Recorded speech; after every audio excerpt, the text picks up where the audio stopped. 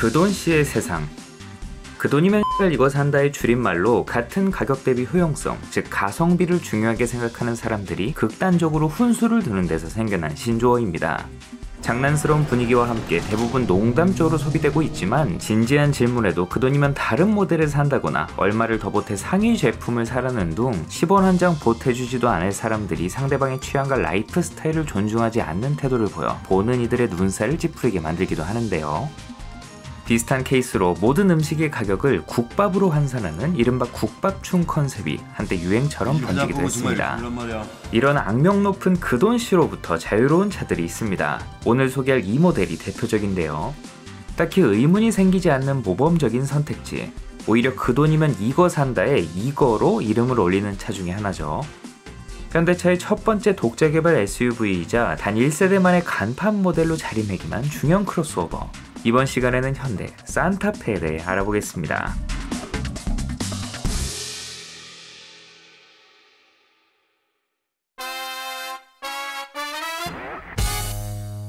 미국은 자동차의 천국이라고 불릴 만큼 온갖 종류의 차들이 판매되고 있지만 그 중에서도 독보적인 사랑을 받아온 장르는 따로 있었습니다.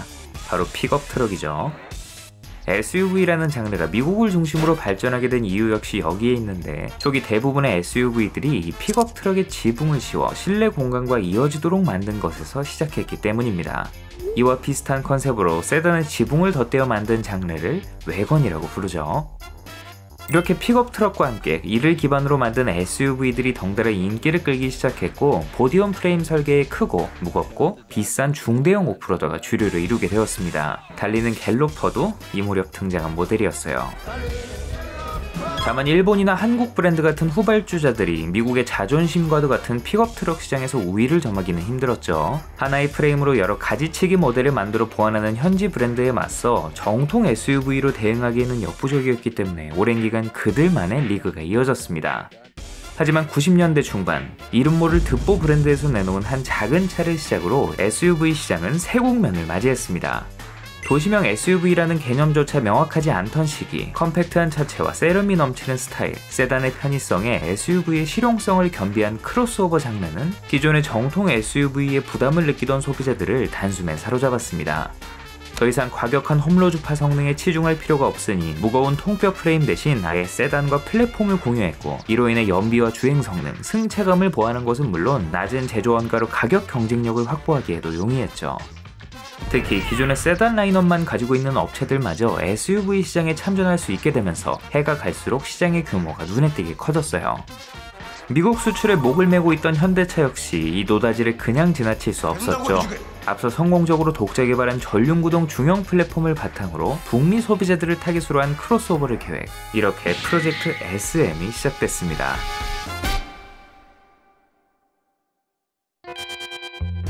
차명을 아예 미국의 도시 이름에서 따온 것만 봐도 알 수 있죠. 이 차는 기획부터 철저히 주력 수출 시장인 북미 시장을 위해 만들어진 모델이었습니다. 미국 서부의 내리쬐는 장렬하는 태양을 형상화한 심볼이 레터링에 붙어있는 것도 독특했어요.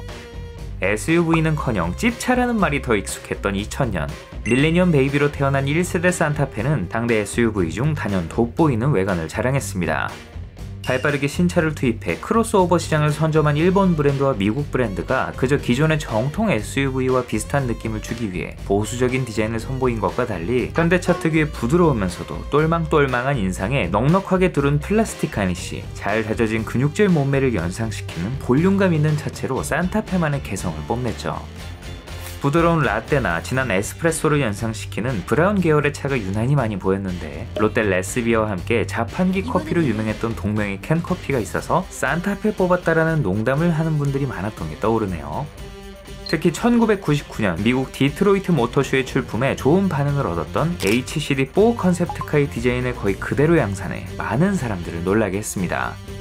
당시 자동차 업계에서 컨셉트카는 말 그대로 컨셉에 충실한 브랜드의 기술력을 과시하기 위해 모터쇼에서 이목을 끌 수 있도록 온갖 기상천외한 디자인을 선보이는 것이 특징이었는데요.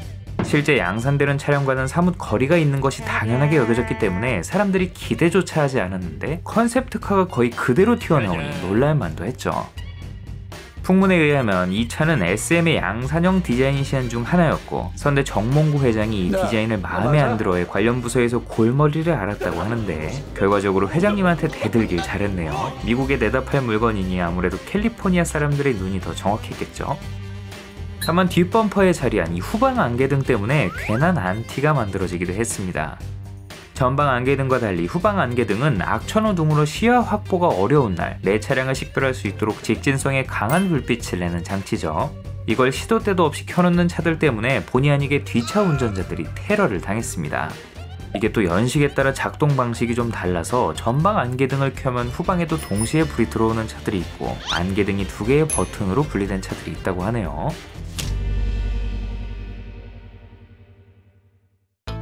실내는 최신 현대차 디자인에 발맞춰 좌우 대칭 구조로 배치했고 높은 시트 포지션과 외관의 우락부락한 분위기를 곳곳에 반영해 SUV에 탔다라는 느낌을 확실하게 전달했습니다. 특히 도어 트림에 달린 송풍구가 굉장히 특이했던 기억이 있는데요. 대시보드가 가로로 길게 연장된 효과를 주어 실내가 실제 수치보다 더욱 넓게 느껴졌습니다. 비슷한 효과를 의도했는지는 모르겠지만 다른 브랜드에도 이런 모델들이 있더라고요. 수동 변속 모드를 제공하는 자동 변속기와 앞좌석 열선 시트, 프로토 에어컨, 5.8인치 VCD 내비게이션 등 SUV는 투박하고 불편한 짐차라는 편견을 비웃듯 그랜저 엑스지와 공유하는 고급 사양으로 채웠고 나중에는 오토라이트는 물론 내비게이션과 차량 내 전화, 전용 웹 서비스 등을 제공하는 텔레매틱스 시스템 모젠을 적용하기도 했어요. 상위 모델에 한해 방위나 고도, 기압 등을 표기해주는 멀티미터 화면이 대시보드 상단에 우뚝 솟아있던 게 기억에 남습니다. 이 갤로퍼나 스타렉스 사륜구동에 있던 것과 동일한 기능을 하는 장치인데 사실 도시명 SUV라 별 필요가 없는 물건이었지만 밤에 보면 뭔가 좀 멋있었어요. 이후 등장한 쌍용 렉스턴이나 테라칸에도 비슷한 게 있었죠. 이 밖에 앞좌석과 뒷좌석 모두 차급에 걸맞는 쾌적한 거주성을 제공해 4인 가족의 패밀리카로 활용하기에 안성맞춤인 모델이었습니다. 또 승차 정원이 7인승으로 3열까지 갖췄 네, 7명이 동시에 이동할 수 있다는 점과 3열 승객을 후방 감지 센서로 쓸 수 있다는 것 외에는 장점이 없었기 때문에 사실상 5인승, 없으니만 못하다라는 평가를 받았습니다. 사실 승객이 편안하게 탑승하기 위한 목적보다는 7인승 이상 차량에 부여되는 승합차 세제 혜택을 누리기 위한 꼼수로 당시 이렇게 어거지에 가까운 3열 시트를 갖춘 차들이 꽤 있었죠. 하필 출시 직전 규정이 바뀌면서 11인승 미만은 승용차로 분류됐지만 대신 승합차 혜택 중 하나였던 7인승 이상 LPG 차량의 일반 판매는 그대로 유지되면서 쏠쏠한 재미를 봤으니 나름 쓸모가 있었네요. 트렁크 바닥에 깔끔하게 수납되어 평소에는 널찍한 적재 공간으로 활용했기 때문에 오너들의 불만은 딱히 없었고 중고차로 되팔 때까지 비닐도 안 뜯은 분들도 있었어요. 뒷유리만 따로 개방해 간단한 물건을 넣거나 꺼낼 수 있는 깨알같은 플립업 글래스도 있었죠. 저는 이 손잡이 덕분에 어렸을 때 한동안 테일게이트가 갤로퍼처럼 스윙 방식으로 열리는 줄 알았어요.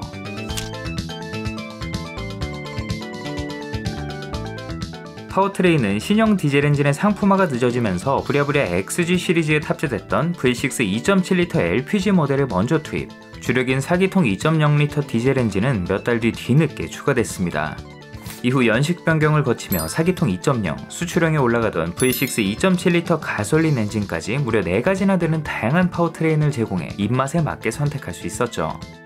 변속기는 5단 수동 및 4단 자동 변속기가 매칭됐고 전륜구동 모델을 기본으로 전자식 사륜구동 시스템을 마련해 험로 주팟이 도움을 받을 수 있었습니다.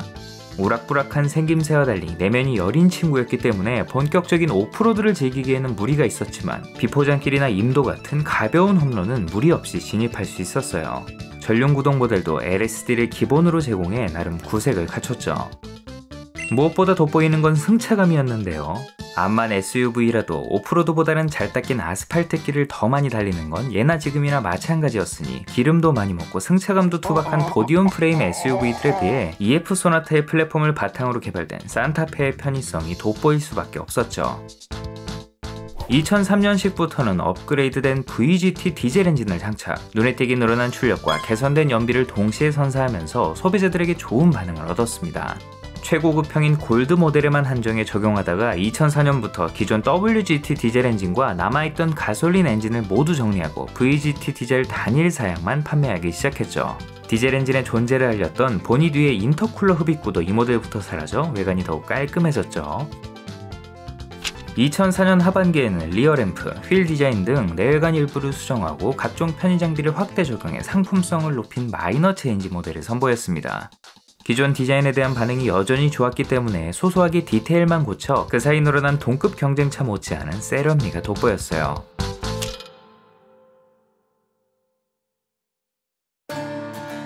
1세대 산타페는 현대차가 독자 개발한 브랜드의 첫 번째 SUV로 플랫폼 공유에 대한 노하우와 신차 개발비 절감, 가격 경쟁력 강화 등 지금의 글로벌 브랜드 현대차를 있게 하는데 중요한 발판이 되어준 모델이었습니다.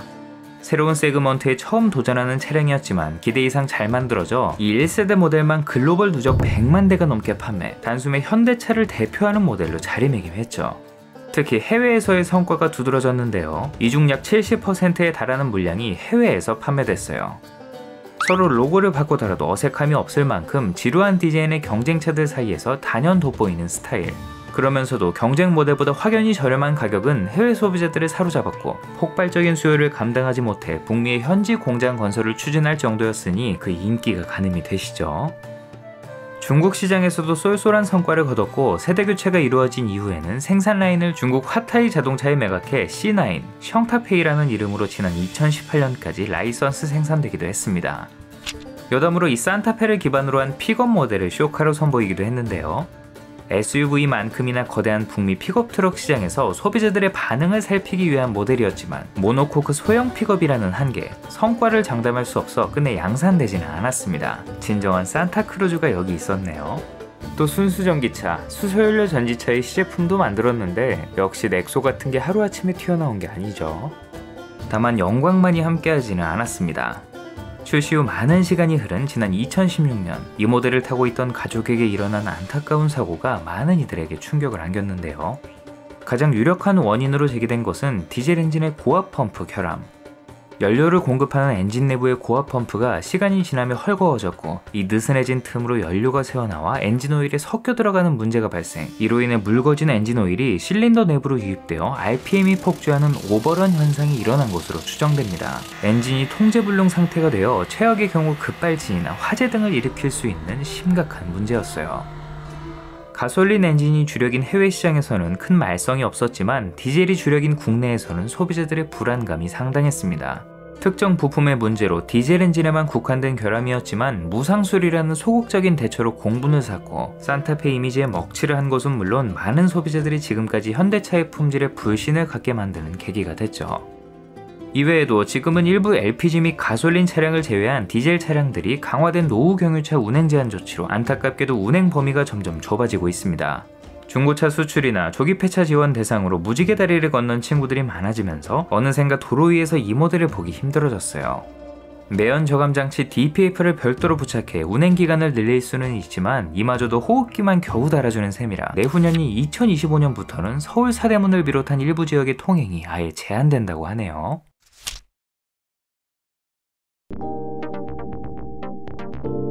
전작의 흥행으로 산타페는 국내뿐만 아니라 해외에서도 인정받는 현대차의 대표 모델로 자리 잡았습니다. 자연스럽게 후속 모델에도 수많은 사람들의 관심과 기대가 쏠렸죠. 이런 분위기 속에 등장한 산타페 2세대 모델은 도심과 자연을 모두 아우르려고 했던 전작과 달리 빌딩 숲이 어울리는 완벽한 도시명 크로스오버의 모습으로 탄생했습니다. 정식 차명은 이번에도 그냥 산타페였지만 차명에 코드네임을 붙였던 이전 세대 현대차들과 마찬가지로 업계건 소비자들이건 프로젝트명 CM을 붙여 이 2세대 산타페를 구분했어요. 플랫폼을 공유한 NF 소나타의 덩치가 커지면서 이 산타페도 덩달아 커졌는데 경쟁차들도 세대를 거듭하며 체급을 키우고 있었고 무엇보다 한 급 아래 SUV 투싼이 등장했기 때문에 확실한 서열 정리를 위해서라도 덩치를 키워야만 했습니다. 플라스틱 가니쉬의 면적이 줄어들면서 전작에 비해 SUV다운 터프함은 다소 희석됐지만 유려한 곡선과 풍부한 볼륨감이 강조된 디자인이 안 그래도 커진 차를 더욱 크게 느껴지도록 했고 강렬한 분위기의 램프, 트렌드에 맞춰 사이즈를 키운 휠도 차를 보다 풍성해 보이게 만들면서 존재감만큼은 확실했습니다. 특히 투싼과 마찬가지로 후면부에 듀얼 머플러를 더해 보다 스포티하고 고급스럽게 마무리한 것도 좋았어요. 가로로 배치한 테일게이트 손잡이는 전작에서 이어진 몇 안 되는 디테일이었는데 개인적으로 저는 가로로 긴 번호판이 도입된 뒤로 이 번호판이 한쪽으로 쏠려 있는 걸 인지한 후부터 이게 엄청나게 신경 쓰이더라고요. 여러모로 화려한 기교나 장식이 절제되어 한결 차분한 느낌이었는데 덕분인지 이 시기에 출시된 현대차들이 지금 봐도 딱히 질리지가 않죠. 한편 2년 앞서 출시된 럭셔리 브랜드 인피니티의 중형 크로스오버 FX와 디자인이 유사하다는 논란이 자동차 커뮤니티를 중심으로 일어나기도 했습니다. 물론 자세히 살펴보면 구동 방식에서 오는 비율의 차이, 아우라와 디테일이 완전히 달랐고 카피했다라고 보기에는 무리가 있었지만 풍만한 느낌과 날렵한 램프, 레이아웃 등이 비슷해 언뜻 보면 산타페의 컨셉트 모델이라고 해도 납득이 갈 정도로 유사한 느낌이 들긴 했어요. 허나 이를 비웃듯 한참 뒤 이 산타페를 진정으로 카피한 차가 나타나 모두를 충격에 빠뜨리기도 했죠. 실내 역시 외관의 도시적인 분위기를 그대로 따랐습니다. 동세대 현대차들과 마찬가지로 거실 같은 공간감에 푸른색 조명과 차분한 금속 장식으로 첨단 감각을, 센터 페시아 하단을 둥글게 받치는 우드그레인으로 고급감까지 챙기면서 남녀노소를 모두 아우를 수 있는 디자인을 선보였죠. 특히 세단이건 SUV건 똑같은 물건을 돌려쓰면서 실내를 투박하게 만들었던 오디오와 공조장치를 아예 인테리어에 걸맞게 디자인하면서 실내의 분위기를 이끄는 중요한 디테일로 기능할 수 있게 했습니다. 여기에 상단으로 끌어올려 시인성을 개선한 6.5인치 DVD 내비게이션과 업그레이드된 모젠 시스템, 서브우퍼, 외장 앰프를 더한 JBL 사운드, 좌우 독립식 프로토 에어컨 등 기존에 있던 사양을 업그레이드한 것은 물론 운전석 메모리 시트와 전동식 페달 높이 조절 장치 등 여전히 그랜저 못지않은 편의 장비도 갖췄죠. 커튼 에어백이 추가돼 승객 안전성을 보강한 것도 빼놓을 수 없는 포인트였어요. 현대차의 장기인 공간에 대한 만족도 역시 말이 필요 없었죠. 뒷좌석은 리클라이닝의 범위를 넓혀 더욱 편안해졌고 넉넉한 트렁크와 곳곳에 마련된 깨알 같은 수납 공간으로 실용성도 훌륭했습니다. 센터 에어벤트는 없었는데 특이하게도 B필러 에어벤트가 있었던 게 기억에 남네요. 특히 3열에 생각하는 의자를 드디어 정방향으로 돌려놓은 것도 눈에 띄는 변화였습니다. 전작에 비해 차가 커지긴 했어도 여전히 성인이 장시간을 이동하기에는 부족했지만 체구가 작은 아이들은 무리 없이 태울 수 있었죠. 파워트레인은 전작의 D 엔진을 개량해 성능을 향상시키고 커진 덩치에 맞게 용량을 키운 4기통 2.1L 디젤 다니엘 사양에 6단 수동 및 5단 자동 변속기가 맞물렸습니다. 유종별로 다양한 선택지를 제공했던 전작을 떠올리면 조금 아쉬웠지만 훨씬 크고 무거워졌음에도 더 나은 성능과 효율을 제공했죠. 전륜구동의 LSD와 전자식 사륜구동도 그대로 내려왔어요. 대대로 북미 시장에 초점을 맞추는 산타페답게 이번에도 승차감은 편안함에 치중해 일상 영역에서 부드러운 승차감을 제공했고 자세 제어 장치 VDC와 높아진 강성의 신형 플랫폼 덕분에 전작 대비 주행 성능이 개선됐습니다만 세팅의 노하우가 부족한 탓이겠죠. 부드럽다 못해 물렁한 서스펜션 세팅으로 해외 경쟁차 대비 코너링 시 거동이 부자연스럽고 고속주행 안정감이 빈약하다는 평가도 함께 받았습니다. 이후 2007년 하반기부터 유로법 배출가스 기준에 대응한 2.0L 디젤 엔진을 추가, 가격 접근성을 높여 늘어난 경쟁차에 대응했습니다. 쌍용 카이로는 손쉽게 제압했지만 GM 대우 윈스톰이 꽤나 위협적이었어요.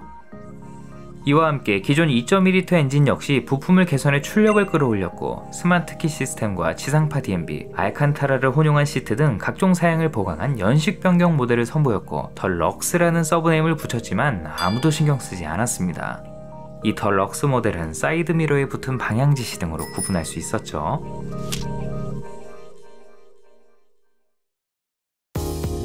그 사이 호랑이 기운을 등에 업고 나타난 신형 소렌토가 기대 이상의 돌풍을 일으키면서 이 산타페에 비상이 걸렸습니다. 현대차는 부랴부랴 페이스리프트 모델 산타페 더 스타일을 투입해 소렌토를 견제했어요. 역동성에 중점을 둔 현대차의 새로운 디자인 언어인 플루이딕 스컬프처를 적용하면서 기존 모델들이 얼떨결에 충룩을 입게 됐죠. 호불호는 갈렸지만 나름 그럴싸하게 녹아들었는데 극심한 거부 반응을 일으킨 차도 있었습니다. 외관은 담백하긴 했지만 퉁퉁 부른 듯한 인상으로 보거를 연상시켰던 직전 모델과 달리 그릴과 범퍼, 휠 디자인을 얄쌍하게 수정하면서 무게감을 덜어낸 것이 특징이었습니다. 뒷모습도 리어램프의 내부를 크롬으로 채우고 듀얼 머플러 팁의 크기를 키워 좀 더 스포티한 분위기를 연출하는 등 자잘한 디테일만 수정했는데도 차의 분위기가 꽤나 확실하게 달라졌어요. 실내 역시 변화는 크지 않았습니다. 기존의 디자인을 그대로 유지하면서 각종 최신 편의 사양과 새로운 내장 컬러를 제공해 신선함을 더하는 데 그쳤죠. 그래도 버튼 시동 스마트키, 하이패스 룸미러, 뒷좌석 열선 시트와 전방 감지 센서 등 활용 빈도가 높은 옵션들이 추가됐고 USB와 아이팟, 억스 단자를 연결해 음악을 들을 수 있게 하는 등 트렌드에 발맞췄습니다. 2010년부터는 기본형 오디오에 블루투스 기능이 추가돼 음악 감상이 더욱 편리해졌어요. 10개 스피커의 JBL 로직 7 사운드 시스템을 최고급형에나 가야 선택할 수 있는 모젠 내비게이션에만 묶어놓은 게 아쉬웠지만요. 이 밖에 제조사에 경력금을 주는 것에 가까웠던 기존의 DVD 순정 내비게이션을 빼고 100만원대의 저렴한 인텔리전트 DMB 내비게이션을 선보인 것도 돋보였습니다. 이때부터 현대기아차를 중심으로 순정 내비게이션 선택률이 크게 올라갔죠. 가장 중요한 파워트레인에도 변화가 생겼습니다. 선대 모델부터 이어져온 기존 D 엔진이 새로 개발한 신형 R 엔진으로 대체된 건데요. 2세대로 거듭나며 산타페와 형제 모델이 된 기아 소렌토 R이 먼저 품었고, 심지어 동배기량의 4기통 디젤 엔진 중에서는 세계 최고 수준의 성능을 자랑했습니다.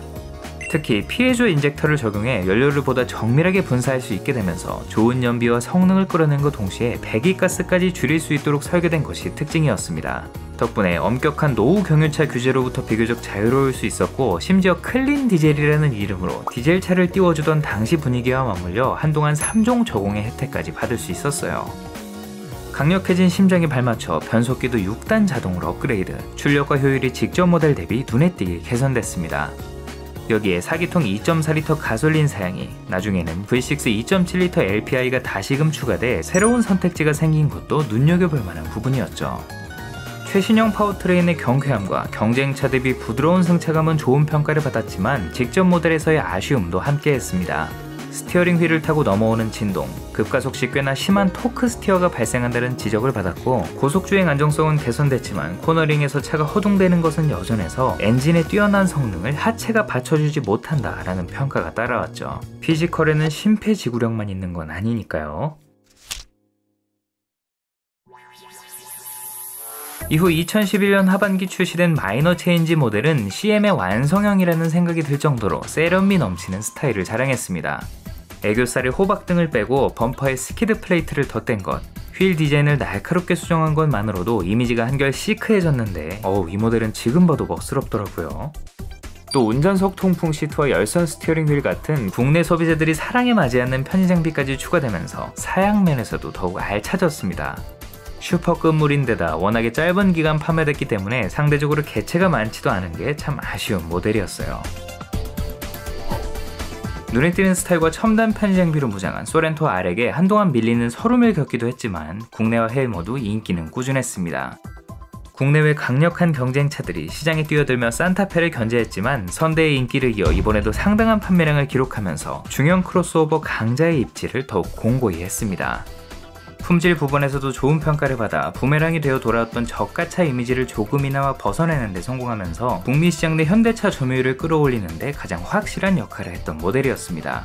주력 제품인 소나타가 트랜스폼 이후 부진한 성적을 이어갈 때에도 RV 인기에 힘입어 투싼과 함께 묵묵히 판매량을 떠받치고 있었죠. 이 2세대 모델부터 2005년 문을 연 미국 엘라베마 공장에서 생산이 이루어져 더욱 원활한 공급이 가능했던 것이 판매량을 끌어올린 비결이었어요. 엘라베마 공장만으로는 수요를 감당하지 못해 2010년부터는 미국 조지아의 기아차 공장에서 소렌토와 함께 생산되기도 했죠. 한편 세월이 흐르며 드러나는 문제들도 있었는데요. 이 CM 역시 비슷한 연식의 현대차와 마찬가지로 고질적인 차체 부식을 공유했고, 오래된 디젤차라면 피해갈 수 없는 복불복의 수리비, 또 전기형이 고압 펌프 이슈가 있던 D엔진을 사용하고 있는 점과 특히 초기 연식의 경우 배출가스 5등급으로 노후 경유차 운행 제한에 해당하는 차량들이 있기 때문에 보유 중이시거나 구매를 고려하고 계시는 분들은 관련 정보를 꼼꼼하게 살펴보시면 되겠습니다.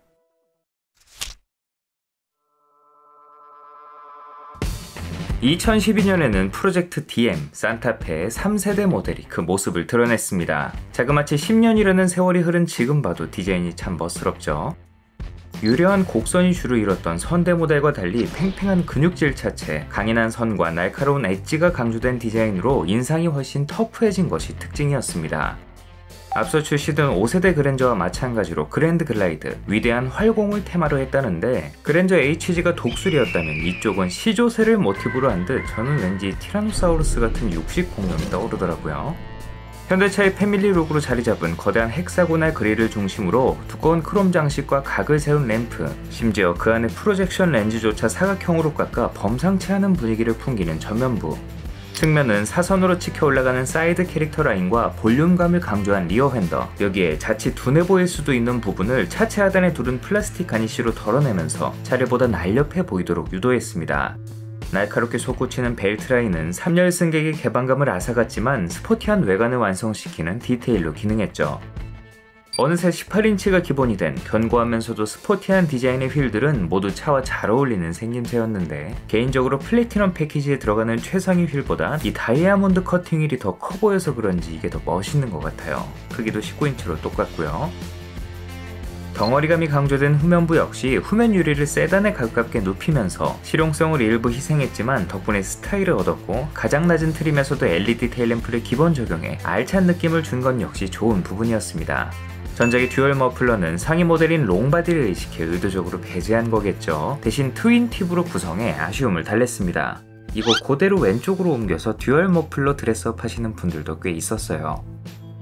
전반적으로 플라스틱 가니쉬와 스키드 플레이트를 폭넓게 둘렀지만 5%더라기보다는 잘 달릴 것 같은 도시명 크로스오버의 생김새로 진화했습니다. 한층 강인하고 날렵해졌음에도 전작의 터질 듯한 볼륨감까지 그대로 유지해 그 존재감이 상당했어요. 실제로는 전작 대비 크기 차이가 별로 없는데 육안상으로는 차가 훨씬 거대해 보였죠. 다만 산타페라는 이름 외에는 전작을 계승했다고 할 만한 디테일이 전무했기 때문에 헤리티지 측면에서 아쉽다고 평가하는 반응도 일부 있었습니다. 여담으로 국내에 돌아다니는 차들 중에 간혹이 니은자 주간주행 등이 들어와 있는 차들이 있죠. 수출형 사진을 흔하게 접하다 보니 아예 출고할 때 붙어있는 순정이겠거니 했는데 이거 애프터마켓 제품이더라고요. 실내 역시 확 젊어진 외관과 발을 맞췄습니다.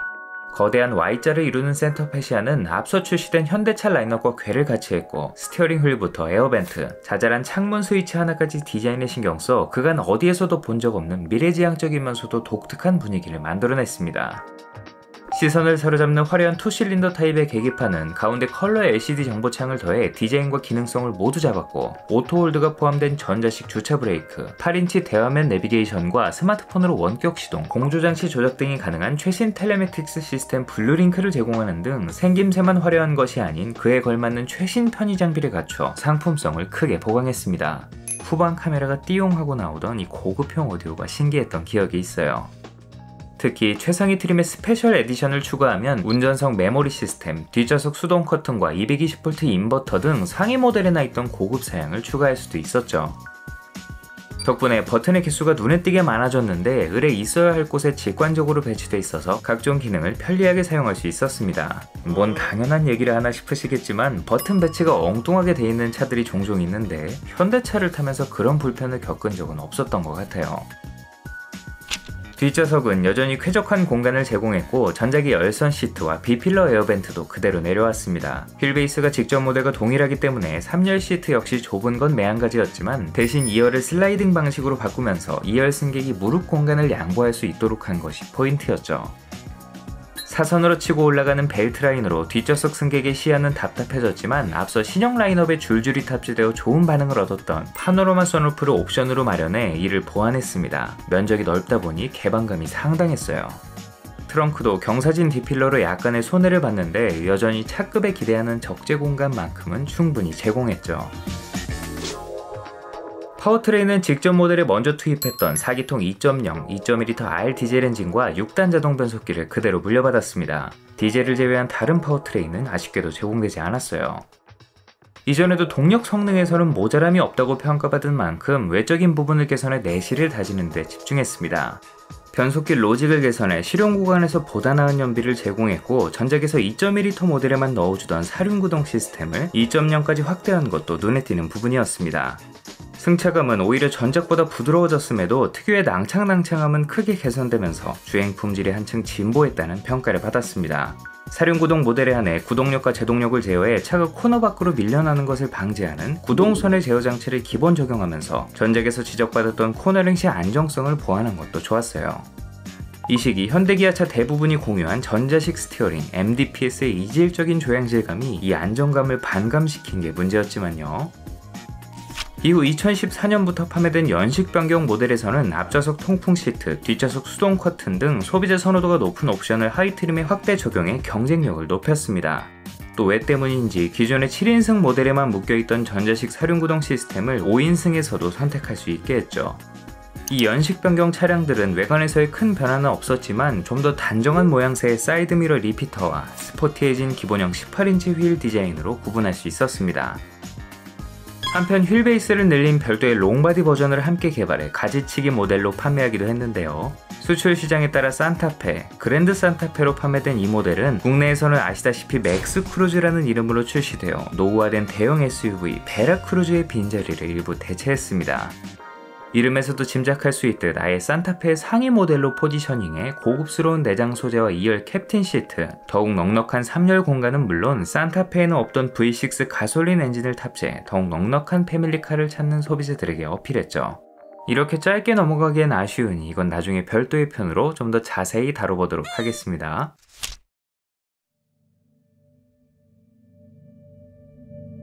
(2015년) 하반기에는 내외관 디테일을 수정하고 최신 편의 장비를 반영해 상품성을 높인 산타페 더 프라임이 출시됐습니다.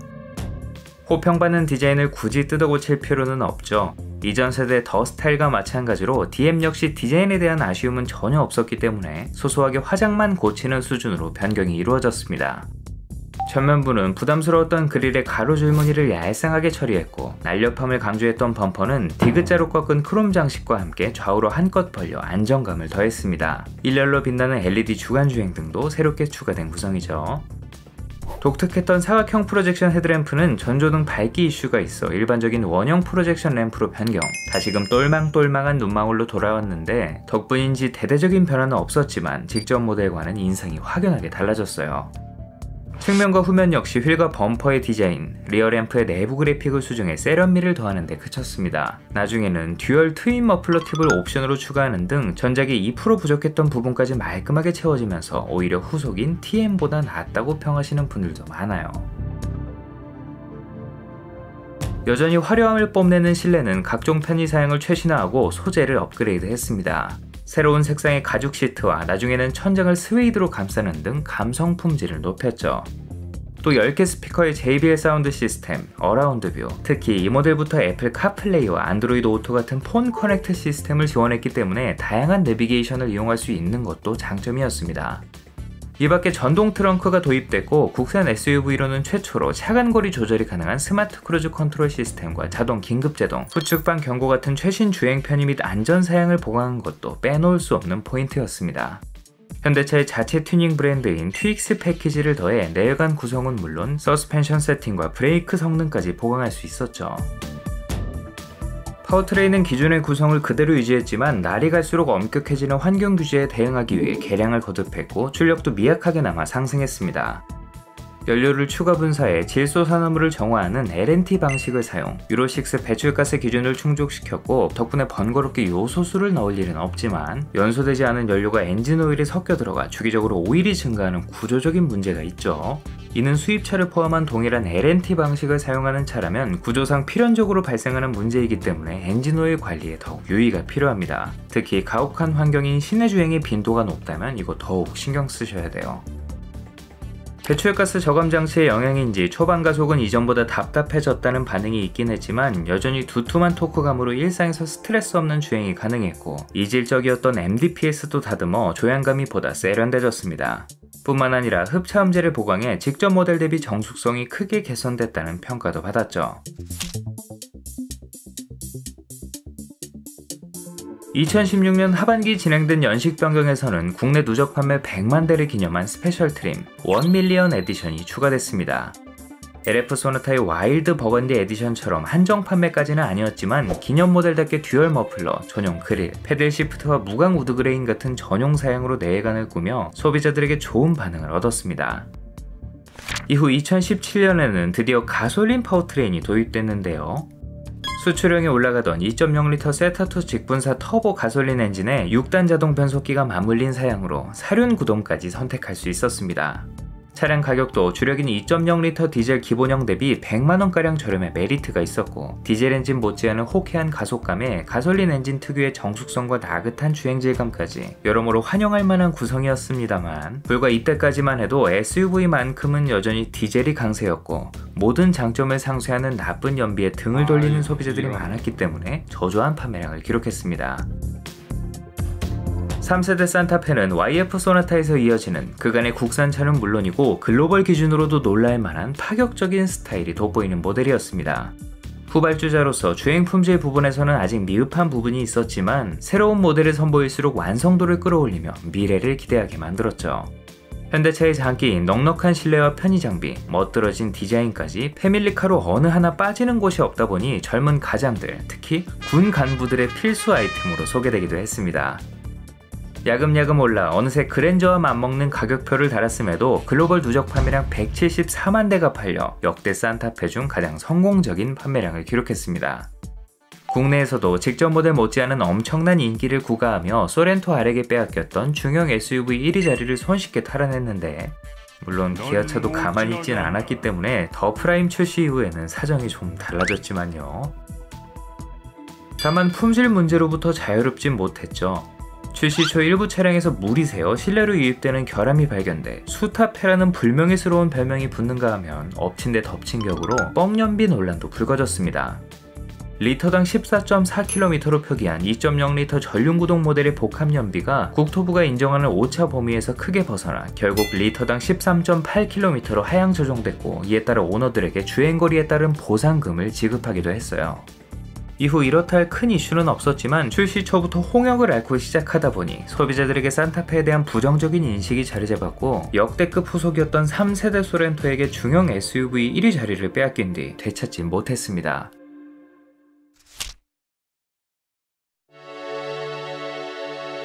파격을 거듭하는 게 산타페의 전통이 된 걸까요? 2018년 등장한 4세대 산타페는 앞서 세대 교체를 이룬 주력 라인업들과 마찬가지로 다시금 보수적인 체형을 갖게 됐지만 베일 듯 날카로운 캐스케이딩 그릴, 상하로 분리된 듀얼 램프 디자인을 적용해 얼굴만큼은 파격적인 변화를 선보인 것이 특징이었습니다. 코나와 넥소를 통해 먼저 선보였던 범퍼에 자리한 헤드램프는 맞은편 차의 눈부심을 최소화하면서도 더욱 넓은 범위를 비추는 기능적인 디자인으로 SUV 디자인의 트렌드로 자리잡기 시작했죠. 메인 헤드램프는 아래에 있지만 LED 주간주행 등을 일반적인 헤드램프처럼 보이도록 구성해 거부감은 크지 않았어요. 측면은 전작이 과격했던 라인을 한결 차분하게 다듬어 안정감을 추구했습니다. 사선으로 치켜 올라가는 사이드 캐릭터 라인과 벨트 라인으로 전작의 우아함과 역동성을 그대로 계승하면서도 쿼터 글래스의 면적을 넓히고 디필러의 각도를 조금 더 세우는 등 실용성을 최대한 살리는 쪽으로 디자인이 개선됐어요. 뒷모습 역시 분위기가 수수해졌습니다. 가로선이 더욱 강조되어 안 그래도 커진 차체가 더욱 넓고 크게 느껴졌고, 노출형 머플러 팁, 입체감이 도드라지는 LED 테일램프로 심심하지 않게 마무리한 것도 좋았어요. 다만 헤드램프가 내려왔으니 이쪽도 뭐라도 하나 내려야겠다고 생각한 건지 가만히 잘 있던 방향지시 등을 범퍼 아래로 내려버리는 만행을 저질렀죠. 출시 초 디자인에 대한 반응은 호불호가 갈렸지만 현대차가 의뢰 그렇듯 시간이 흐른 뒤 디자인에 대한 논란은 수그러들었고 대부분 호평하는 분위기로 반전됐습니다. 나중에 추가된 최고급 트림 인스퍼레이션에서는 볼보의 XC 시리즈를 연상케 하는 깔끔한 원톤 차체와 전용 바디킷으로 고급스러운 느낌을 추가하기도 했는데, 머플러 팁의 구성을 바꿀 수 있었고 LED 안개 등 전용 휠까지 추가하는 등 하위 모델과 외관 차이가 컸기 때문에 기존 풀옵션 차주들의 불만이 꽤나 있었습니다. 그럴만도 한 게 출시 4달 만에 이 트림이 추가됐죠. 돈이 없어서 이 트림 못 사는 분들이 아니었으니까요. 파격은 실내에도 이어졌습니다. 다양한 첨단 장비가 분위기를 이끄는 인테리어는 특유의 현대적인 분위기는 물론 탑승객을 둥글게 감싸는 랩 어라운드형 디자인과 업그레이드된 소재감으로 안정감과 포근함을 더했습니다. 나중에는 퀼팅 무늬를 넣은 나파 가죽 시트까지 제공해 고급감까지 챙겼죠. 여기에 플로팅 타입 디스플레이로 대시보드 높이를 낮춰 쾌적해진 전방 시야, 플래그 타입 사이드 미러도 A필러의 사각지대를 줄여줘 기능적으로 의미가 있었습니다. 최고급형이나 가야 선택할 수 있는 7인치 디지털 계기판은 좌우에 아날로그 타코미터를 조합한 것으로 비슷한 구성의 르노 삼성 QM6와 달리 좀 더 화려한 그래픽과 다양한 기능을 제공했지만 기존의 아날로그 계기판에 비해 이렇다 할 특장점은 느껴지지 않는 옵션이었습니다. 오히려 직사각형 테두리가 너무 도드라져 이질적이었고 외려 예전 소렌토나 K7의 방식보다 완성도가 떨어져 보였어요. 그래도 나중에는 후측방 카메라 화면을 띄우는 기능이 추가됐죠. 눈에 띄게 커진 차체 덕분에 적재 공간과 거주성도 개선됐습니다. 안 그래도 불만이 없었던 2열은 헤드룸과 레그룸이 더 넉넉해졌고 3열 역시 헤드룸이 개선되면서 이제는 꽤나 탈만한 공간을 제공했어요. B필러 에어벤트는 중앙으로 자리를 옮겼고 뒷좌석의 가족들을 위한 풍부한 편의 장비 역시 빠짐없이 챙겼습니다. 무엇보다 후석 승객 알림, 안전 하차 보조 같은 승객 안전 장비나 정차 및 재출발을 지원하는 어드밴스드 스마트 크루즈 컨트롤, 고속도로 주행 보조 같은 보다 능동적인 에이다스를 도입해 더욱 편안하고 안전한 패밀리카로 거듭난 건 역시 이 모델에 빼놓을 수 없는 장점이었죠. 파워트레인은 기존의 R 디젤 엔진, 2.0L 가솔린 직분사 터보 총 3가지 엔진에 신형 8단 자동 변속기를 매칭해 효율을 끌어올렸습니다. 여전히 디젤을 주력으로 하고 있지만 그 사이 가솔린 SUV 선호도가 크게 높아지면서 관심을 갖는 소비자들이 꽤 늘어났죠. 디젤 엔진을 슬슬 배척하는 분위기가 되면서 2019년 연식 변경 모델부터는 아예 가솔린을 기본으로 디젤 엔진은 옵션으로 분리하기도 했습니다. 디젤은 요소수를 투입해야 하는 SCR 방식으로 변경됐고 가솔린에 비해 소음과 진동 부분에서는 불리했지만 여전히 안정적인 동력 성능을 제공했습니다. 이 모델부터 기존의 컬럼 타입 C MDPS가 렉 구동형 R MDPS로 변경돼 조향감이 한층 세련돼진 것도 포인트였죠. 그 사이 발전된 전자제어 장치, 높아진 차체 강성, 향상된 서스펜션 세팅 실력으로 현대차의 고질적인 약점으로 지적받던 고속주행 안정성과 코너링시 안정감이 눈에 띄게 개선됐다는 평가를 받았는데 그랜저 IG 때와 마찬가지로 부드러운 승차감과 주행 성능을 맞바꾼 듯 노면의 잔진동을 걸러내지 못하는 모습을 보여 승차감이 안 좋다라는 의견도 많았습니다. 2열에 가족을 태울 일이 많은 패밀리카로 주로 쓰이는 것을 떠올리면 이는 아쉬운 부분이었죠. 한편 사륜구동에서도 변화가 있었는데요. 아시다시피 사륜구동이라고 해서 다같은 사륜구동이 아니죠. 이전까지 산타페에 적용된 전자식 사륜구동 시스템은 평시에는 주 구동축인 앞바퀴에만 동력이 몰려있다, 빙판이나 진흙 등 노면이 미끄러운 상황에서만 보조 구동축인 뒷바퀴에 동력을 배분하는 토크온 디맨드 방식의 사륜구동 시스템이었습니다. 우리가 흔히 떠올리는 아우디 콰트로 등 일부 고급차에서나 경험할 수 있었던 풀타임 사륜구동 시스템과 달리 주행 안정성을 높이는 데는 효과가 미미했어요. 하지만 이 토크온 디맨드 방식도 시대를 거듭하며 발전했고 평시에는 기존 방식처럼 주 구동축에만 동력을 전달하다 급가속, 코너링 등 주행 환경에 맞게 네 바퀴를 능동적으로 굴리는 풀타임 방식의 장점까지 일부 흡수했습니다. 이 4세대 산타페에 장착된 전자식 사륜구동 시스템도 바로 이것이죠. 사륜구동 옵션에 언젠가부터 H트랙이라는 배지가 붙은 이유입니다. 사실 4휠 드라이브니 AWD니 사륜구동이라고만 알고 있을 뿐 한 겹 너머에 있는 작동 방식에 대해서는 그다지 관심을 갖지 않다 보니 종종 오해가 생기는 것 같아요. 여담으로 이 모델로 만든 컨버터블도 있었는데요. 물론 정식 제품은 아니고 현대차 호주 법인이 이벤트성으로 제작한 차량입니다. 경험해보신 분들도 있겠지만 여러 명을 동시에 태우고 홈로를 주파할 수 있는 오픈형 SUV는 대개 쿠페나 슈퍼카로 만들어지는 일반적인 오픈카에서는 경험하기 힘든 색다른 즐거움을 줍니다. 이런 컨셉을 바탕으로 몇몇 브랜드가 SUV 컨버터블을 정식으로 출시한 적도 있었죠. 하드탑이나 소프트탑 형태가 아닌 말 그대로 뚜껑을 따버린 거라 비가 오면 얼른 지붕 아래로 숨어야 하는데요. 예전에 그랜드 스타렉스를 튜닝해 스타렉스 N을 만든 것도 그렇고 영국인의 피가 흐르는 나라여서 그런지 하는 짓도 비슷하네요.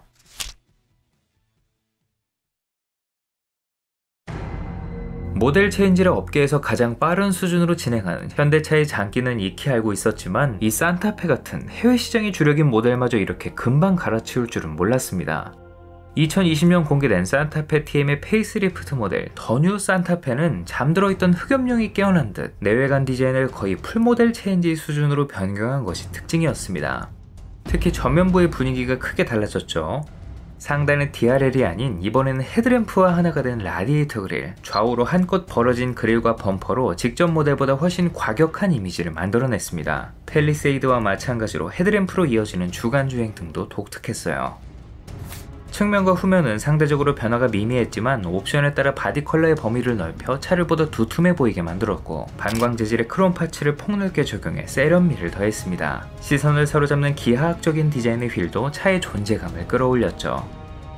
리어 램프는 내부 그래픽을 수정하고 좌우로 이어진 장식을 추가해 최신 현대차와 패밀리룩을 맞췄습니다. 방향지시 등은 여전히 범퍼에 잔류했지만 가로로 긴 반사판과 자연스럽게 이어지면서 더욱 깔끔해졌어요. 개인적으로 아우디 e-tron GT 볼 때마다 이 산타페가 떠오르더라고요.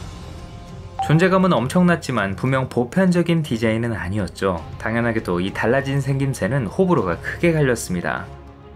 자동차에까지 마스크를 씌워놨다거나 아래로 뾰족한 그릴의 패턴과 쭉 찢어진 눈매, 범퍼 하단의 크롬 장식이 매기 수염을 연상시켜 인기 온라인 게임 리그 오브 레전드의 캐릭터 탐켄치가 떠오른다는 반응이 많았고, 탐켄치를 검색하면 연관 검색어로 산타페가 떠오르는 지경에 이르렀어요. 다행히 달라진 실내만큼은 대부분 호평하는 분위기였습니다. 브릿지 형태로 솟아오른 콘솔, 거대한 두 개의 디스플레이가 달라진 실내 분위기를 주도했고, 전자식 변속 버튼과 간결하게 정리된 각종 버튼까지 소비자들의 시선이 머무는 곳 위주로 큰 개선이 이루어져 체감되는 변화의 폭이 상당했죠. 특히 새로운 내장 컬러와 앰비언트 라이트가 추가돼 실내 분위기가 더욱 고급스럽고 화사해졌어요. 억지스러웠던 직전 모델의 디지털 계기판은 12.3인치 풀 LCD 클러스터로 업그레이드돼 한결 보기 편해졌습니다.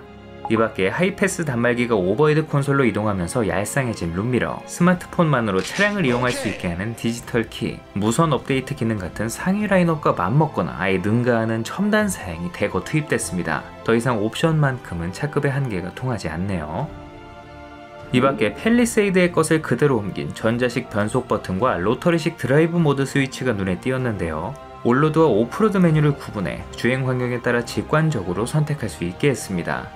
다만 이 전자식 변속 버튼, 좋은 평가를 받지 못했죠. 덕분에 콘솔 하단에 실용적인 수납 공간이 생겼고, 특히 직접 타지 않고도 차를 전후진시킬 수 있는 원격 주차 보조 시스템이 도입됐지만, 기계식 레버에 익숙한 소비자들이 변속이 이루어지지 않은 채 엑셀을 밟는 등 불편은 여전했어요. 이후 2022년형 모델부터는 2열 캡틴 시트를 갖춘 6인승 모델을 제공, 전용 액세서리인 뒷좌석 공기청정기나 후성 모니터를 설치하면 웬만한 고급 세단 부럽지 않게 꾸밀 수도 있었습니다. 베뉴에서 처음 선보였던 적외선 무릎 워머는 꼭 한번 써보고 싶네요. 이건 너무 궁금해요. 보니다라의 변화 역시 상당했습니다. 2.1L 디젤 엔진 단일 사양을 먼저 투입한 뒤 이듬해 새로 개발한 스마트 스트림 2.5 터보 가솔린 엔진을 추가, 직전 모델보다 더욱 파워풀한 성능과 더 나은 효율을 제공했어요. 특히 장거리 고속 주행 시 만족도가 상당히 높아졌습니다. 습식 8단 DCT는 쉐보레 보령 미션, 쌍용 비트라 미션과 함께 3대장으로 불리는 악명 높은 건식 7단 DCT와는 달리 고출력 엔진에 대응한 최신 변속기였기 때문에 성능이나 내구성 부분에서는 걱정을 덜 수 있었습니다만, DCT 변속기의 태생적인 특성까지 보완되는 것은 아니었기 때문에 가다서다를 반복하는 도심 주행에는 약간의 불편이 따랐습니다.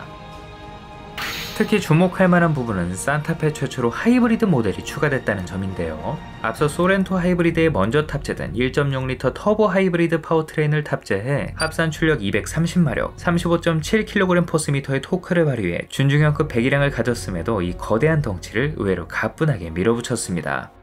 하이브리드 특유의 부드러운 주행감에 뛰어난 연비까지 제공하면서 디젤은 그냥 싫고 가솔린은 연비 때문에 망설여지던 소비자들을 사로잡았습니다. 또 경쟁 모델인 소렌토 하이브리드의 폭발적인 인기로 출고가 상당수 밀리자 대체제인 이 모델이 왠지 찝찝한 반사이익을 보기도 했어요.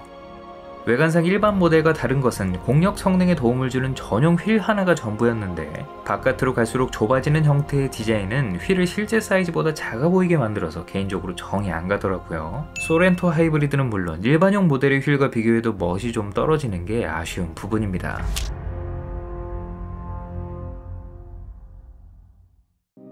(4세대) 산타페는 그동안의 경쟁을 통해 완숙해진 현대차의 차 만들기 실력이 그대로 드러나는 모델이었습니다. 달라진 디자인에 대해서는 호불호가 있었지만 해외 경쟁 모델과의 격차를 크게 좁힌 주행 품질이 돋보였죠. 주력 시장인 북미에서의 성과는 고무적이었습니다만 안방에서는 전작만큼의 인기를 구가하지 못했습니다. 차량 자체의 완성도는 크게 좋아졌지만 전작이 주목받았던 가장 큰 이유인 스타일이 난해해졌고, 소비자들이 무서운 기세로 점유율을 넓히는 컴팩트 SUV, 아예 넉넉한 3열을 갖춘 대형 SUV를 더 선호하기 시작하면서 아반떼와 그랜저 사이에 낀 중형차 소나타처럼 메리트가 떨어진 것이 주된 이유였어요. 또 집안 식구 소렌토가 4세대로 거듭나면서 선두 자리를 완전히 빼앗긴 비운의 모델이 됐습니다. 차량의 성격과 상품성에서 나름 차이를 뒀던 과거와 달리 브랜드 경영 이후 사양면에서 동일하거나 오히려 어떤 부분은 기아차가 소폭 앞서기도 했기 때문에 사실상 소렌토는 잘생긴 산타페였죠. 이 시기 불거진 반도체 대란으로 인기 차종의 출고가 밀리자 그동안 쌓인 산타페의 재고 물량과 상대적으로 짧은 출고 기간으로 잠깐 주목받기도 했는데 한번 꺾이기 시작한 판매량은 회복할 기미가 보이지 않았습니다. 이 밖에 몇 가지 말썽도 있었는데요. 초기 일부 물량에 한해 커튼 에어백 전개 시 에어백이 튀어나온 볼트에 걸려 찢어진다는 결함이 발생, 한 차례 리콜이 이루어진 적이 있고 오르막 같은 특정 주행 조건에서 정차 후 출발 시 동력 전달이 제대로 이루어지지 않아 차가 빌빌거리는 문제가 발생하기도 했습니다. 다행히 두 문제 다 개선이 됐다고 하고요. 탐켄치에 와서는 같은 파워트레인을 공유하는 투싼, 소렌토와 마찬가지로 하이브리드 모델의 오일 증가 이슈가 함께 따라왔죠. 단거리 출퇴근 등 EV 모드를 많이 사용하는 환경에서 엔진이 충분히 달궈지지 않아 불안전 연소가 일어났고 잔류한 연료가 엔진오일에 새어 들어가는, 한마디로 엔진이 너무 안 움직여서 발생한 문제로 엔진의 작동 조건 등을 수정하는 업데이트를 통해 해결했는데 오일 문제는 잡혔지만 대신 연비가 좀 떨어졌다고 합니다. 가뜩이나 연비에 민감한 하이브리드인데 좀 씁쓸하네요. 한편 중국 시장에서는 별도의 롱바디 모델을 따로 판매하기도 했죠. 기존 모델에서 길이만 늘려놓은 넥스 크루즈와 비슷한 모델이었는데 국내를 비롯한 다른 시장에서는 아시다시피 팰리세이드가 그 역할을 수행했습니다. 여담으로 마블 영화 앤트맨과 와스프에서 주인공 앤트맨과 와스프가 타는 차로 깜짝 등장해 우리나라 관객들에게 소소한 즐거움을 주기도 했어요. 물론 거액의 홍보비를 들여 PPL을 진행한 것이지만 그저 가난의 상징으로 비춰지거나 공개적으로 무시당하기도 했던 과거 할리우드 영화 속 국산차 이미지를 떠올리면 그 달라진 분위기에 감개무량하네요.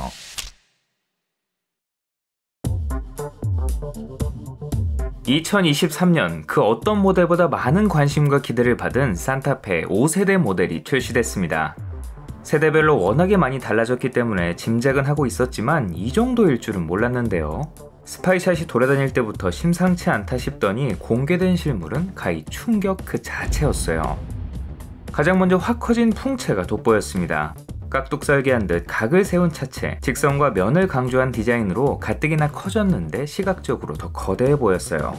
분명 팰리세이드보다 수치가 많이 작은데도 실제 느낌은 전혀 작아 보이지 않았죠. 전면부를 길게 가로지르는 호라이즌 램프와 깔끔하게 다림질한 엠블럼으로 현대차만의 분위기를 연출한 앞모습은 유광 플라스틱 패널의 비율을 높여 언뜻 보면 전기차가 아닐까 싶을 정도로 단순하면서도 미래지향적인 분위기를 뽐냈습니다.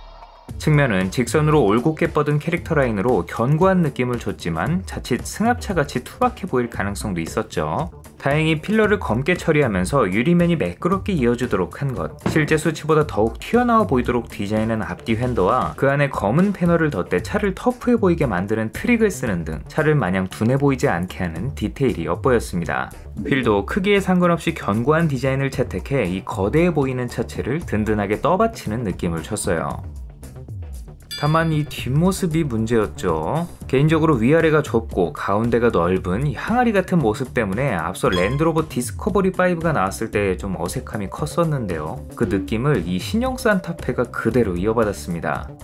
보통 후측면으로 이동하면 대부분의 차가 멋스러워지기 마련인데 이 산타페도 무게중심이 뒤로 쏠려서 약간 기우뚱해 있는 느낌이더라고요.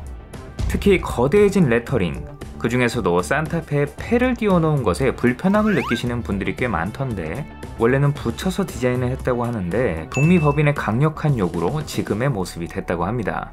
우리가 띄워진 산타와 패의 어색함을 느끼듯 미국인들은 오히려 이 산타페가 붙어있으면 불편함을 느끼는 모양이에요. 뭐 이런 느낌일까요?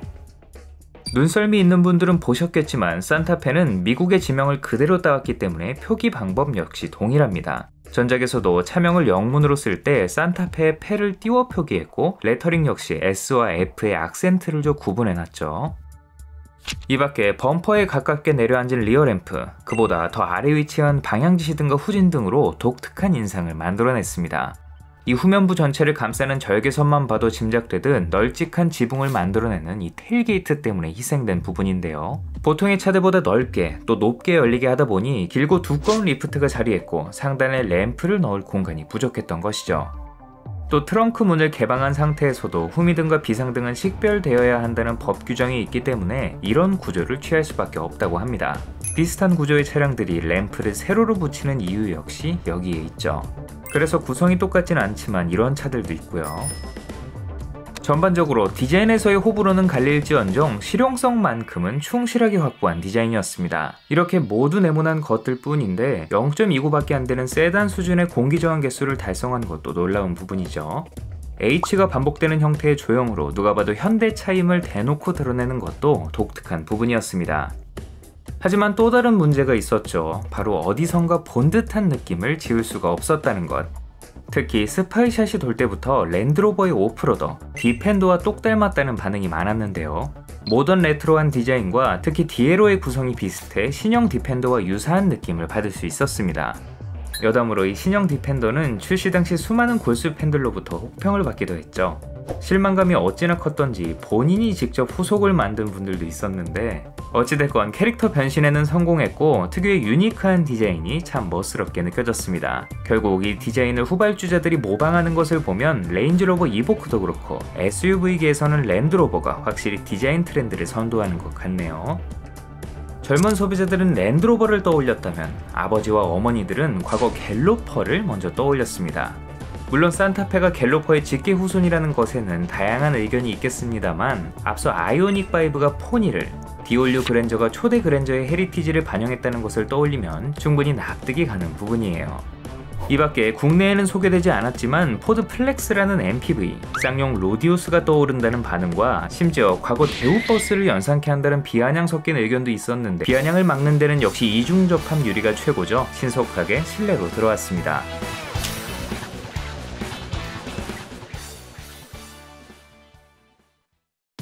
제가 타본 모델은 2.5리터 직분사 터보 가솔린 엔진과 8단 습식 DCT가 적용된 캘리그라피 6인승 모델로 사륜구동을 제외한 모든 선택 사양이 포함된 차량입니다. 이 모델의 독특한 옵션 중 하나인 C필러 어시스트 그립 핸들은 루프 캐리어에 있는 물건을 꺼내는 등 별도의 장비 없이 지붕 위에 쉽게 접근할 수 있게 만든 장치로 굳이 지붕에 뭐가 없더라도 새똥이 묻었나 확인하거나 셀프 세차를 할 때 좋을 것 같아요. 차들이 꽉 찬 휴게소에서 일행을 찾는 것도 식은 죽 먹기죠. 도어 안쪽에 잠금 장치로 잠그거나 풀 수 있는데 재질이나 만듦새가 생각보다 견고해서 깜빡하고 안 잠가도 문제가 생길 것 같진 않더라고요. 그래도 일부 멀찌각한 사람들이 담배꽁초를 넣을 수도 있으니 평소에는 잠가 놓는 것이 좋겠습니다. 안 그래도 큰 존재감을 더욱 끌어올리는 일직선으로 쭉 뻗은 이 후진 가이드 램프도 참 재치있죠. 기아차까지 확대됐던데 안전에 도움이 되는 장치인 만큼 다양한 차들에 들어가면 좋겠네요. 외관을 먼저 디자인하고 그 틀에 맞춰 실내를 구성하는 전통적인 방식에서 벗어나 공간 구성을 1순위로 생각했다는 그들의 말처럼 이 차는 인테리어가 더욱 돋보였습니다. 길게 이어진 커브드 디스플레이를 중심으로 수평 형태의 레이아웃이 강조된 깔끔한 대시보드, 칼럼식 변속 레버와 터치 스크린을 더한 공조장치까지 외관과 마찬가지로 현대적인 분위기를 뽐냈습니다. 또 신축 아파트의 빌트인 수납장처럼 곳곳을 수납 공간으로 채워 거추장스럽지 않으면서도 낭비되는 곳 하나 없이 공간을 활용했다는 점도 눈에 띄었죠. 다른 최신 라인업들과 마찬가지로 보스 프리미엄 사운드가 탑재됐는데 준수한 해상력은 물론이고 금속 커버로 감싼 트위터 스피커가 실내의 고급감을 한층 더 끌어올리는 느낌이었습니다. 이게 한 번 더 눈길이 가다 보니 천장을 뒤덮은 스웨이드 헤드라이닝까지 자연스럽게 시선이 이어지는 것 같아요. 두 개의 12.3인치 디스플레이는 운전자를 향해 완만하게 휘어 있어 밝은 대낮에도 시인성이 좋았습니다. 미디어뿐만 아니라 카메라 화면을 볼 때 특히 좋았어요. 또 이전에 비하면 계기판 디자인이 많이 단순해졌는데 대신 헤드업 디스플레이가 더욱 크고 선명해져서 별다른 아쉬움은 없었습니다. 왠지 익숙한 느낌이 드는 스티어링 휠. 기분 탓이겠죠. 주야간에도 깨끗한 시야를 제공하는 디지털 리어뷰 미러는 뒷좌석 승객이나 트렁크의 짐으로 후방 시야가 막히는 상황에서 유용하게 쓸 수 있었습니다. 불편한 직장 상사와 눈을 마주칠 일도 없고 각도의 구애를 받지 않아 아예 운전자 쪽으로 돌려놓을 수 있는 것도 장점입니다. 덕분에 풀옵션 차들은 차량 후방에만 카메라가 3개나 달려있어요. 또 2개의 스마트폰을 동시에 고속 충전할 수 있는 무선 충전 트레이도 좋은 기능이죠. 이왕 이렇게 좋은 건 넣는 김에 무선 카플레이까지 넣어줬으면 얼마나 좋았게요. 이 밖에 운전석 마사지 기능이 추가돼 장거리 주행 시 긴장을 푸는데 도움을 줬고 기존의 조수석은 물론 운전석까지 릴렉션 시트를 적용해 잠시 휴식을 취할 때 편리하게 이용할 수 있는 점도 좋았어요. 뒷좌석도 만족감이 상당했습니다. 시승차는 전동식 2열 캡틴 시트가 적용된 6인승으로 1열과 마찬가지로 버튼 하나로 편안한 자세를 연출해주는 기능이 포함됐고, 뒷좌석 승객을 위한 각종 편의장치는 물론 앞좌석 못지않은 다양한 수납 공간이 돋보였습니다. 이런 유용한 공간을 만드느라 뒷좌석 센터 에어벤트는 빠졌지만 대신 B필러 에어벤트가 돌아온 게 반갑죠. 강성을 높이기 위함이었는지 기존의 파노라마 선루프가 팰리세이드처럼 듀얼 선루프로 변경됐지만 면적이 넓어 개방감은 충분했습니다. 전반적으로 유리면이 시원시원하다 보니 어디에 앉아있든 개방감이 참 좋은 차예요. 무엇보다 상위 모델인 팰리세이드 부럽지 않은 3열 공간을 제공하는 것이 가장 큰 장점이었습니다.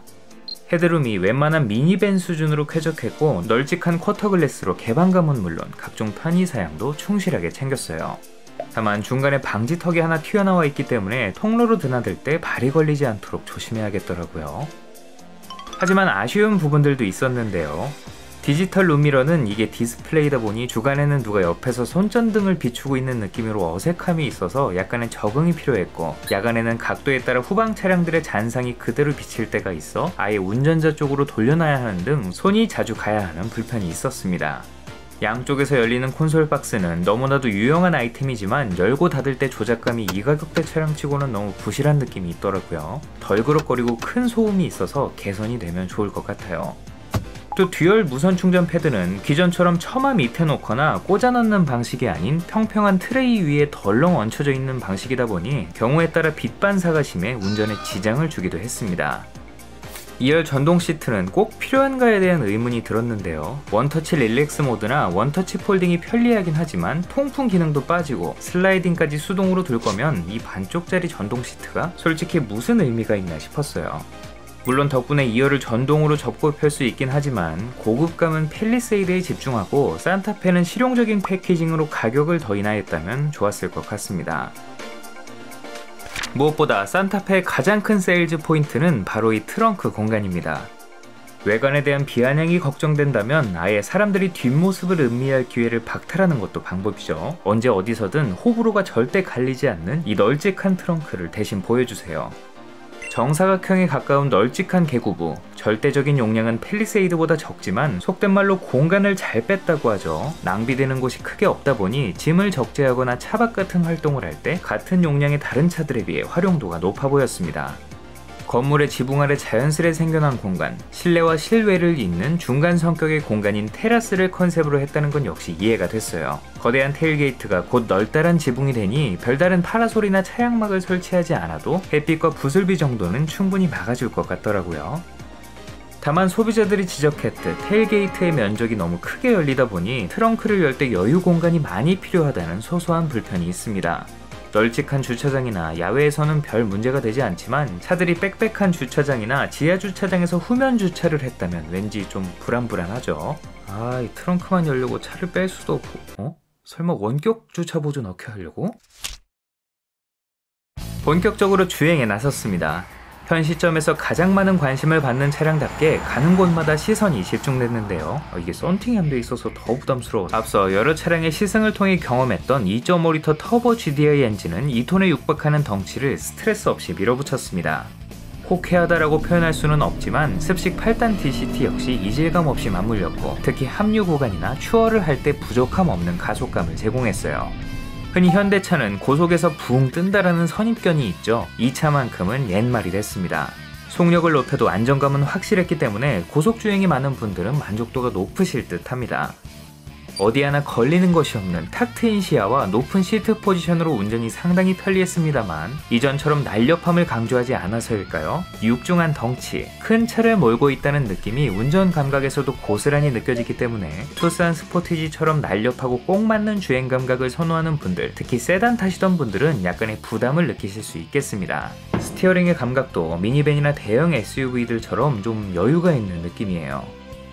승차감은 전작 TM에서 지적받은 단단한 승차감이 아닌 적당히 폭신한 승차감으로 과거처럼 부드러운 승차감을 위해 주행 성능을 희생하거나 그 반대의 경우만 있는 것이 아닌 일상에서 충분히 부드러운 감각을 제공하면서도 코너링이 상당히 매끄러웠습니다.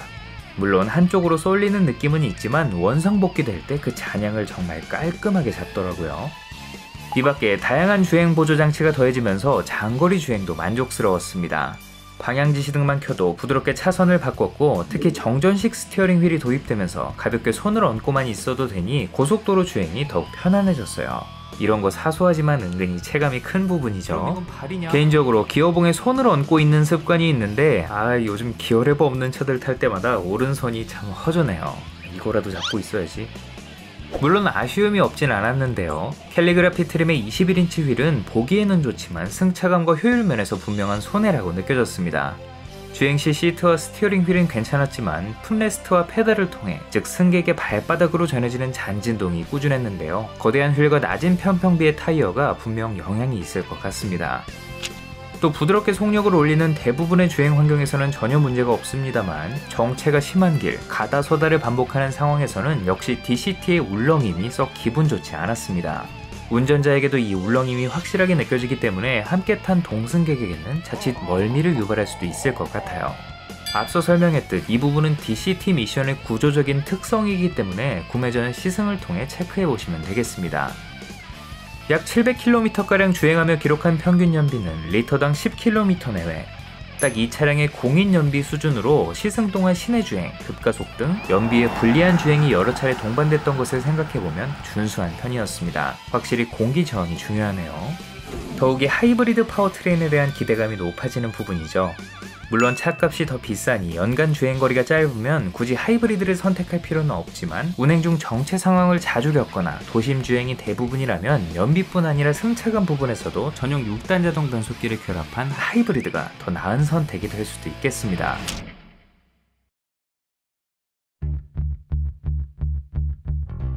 이번에 만난 5세대 산타페는 유달리 기능적인 디자인이 돋보이는 모델이었습니다. 마치 랜드로버의 디스커버리처럼, 디스커버리 스포츠 말고요. 기존의 스타일리시한 도시명 크로스오버의 캐릭터는 손아래 동생 투싼에게, 세단 못지않은 편안한 주행 감각과 고급스러움은 소니 형님 팰리세이드에게 맡기고, 이쪽은 오로지 기능과 실용성에 집중한 모양새였어요. 20여 년 전 국내 자동차 시장에 도시명 크로스오버라는 새로운 패밀리카 형태를 제시했던 1세대 산타페처럼 이번 모델 역시 기능적인 디자인을 앞세워 변화된 시대상을 반영한 새로운 라이프 스타일을 제시하려는 듯 보입니다.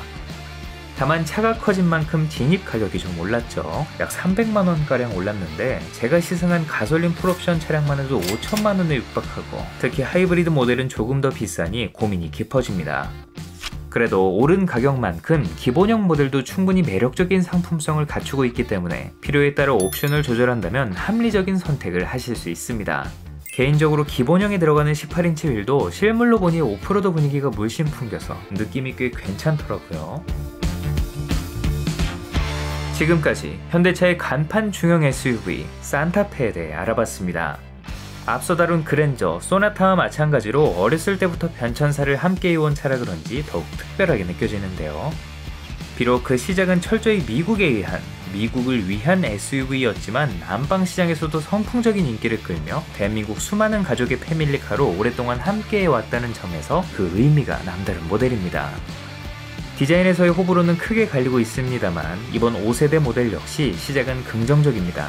지난달 9월까지 집계된 계약 물량만 무려 65,000대. 아직 하이브리드 파워트레인이 출고되지 않은 지난달 누적 판매량이 4,000대에 달해 순조롭게 시작했죠. 내년부터 본격적으로 판매가 시작될 주력 시장 북미에서의 성과가 더욱 기대되네요.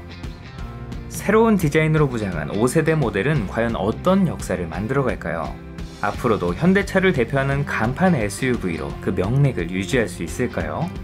긴 여정 함께 해주셔서 감사합니다. 여러분의 구독과 좋아요는 다음 영상을 준비하는데 큰 힘이 됩니다.